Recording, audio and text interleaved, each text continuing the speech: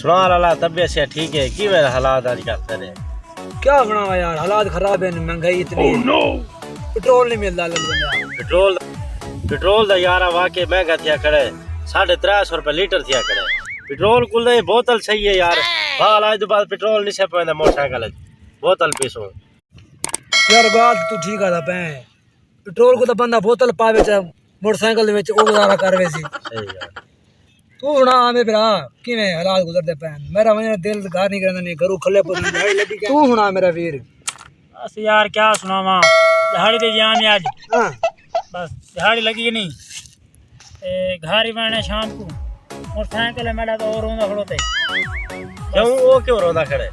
यार पेट्रोल क्या नहीं 350 रुपए लीटर पेट्रोल है हालात वाकई खराब है यार बड़े पेट्रोल नहीं मिलता पिया यार किरे मरूं दस हालात यार हर बंदे दे खराब हां वाकई हालात खराब है यार वो चोर आ गया मोटरसाइकिल चोर छीनेगा फदर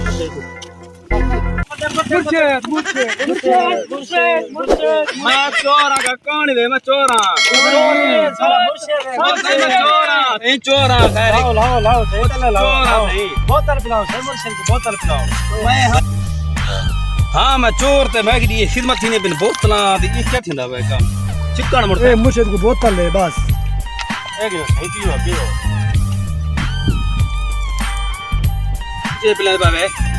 ऐसे तक पता क्या नहीं को पेट्रोल 350 रुपए लीटर थी ये असल ये को जान बदे छुड़वेदा से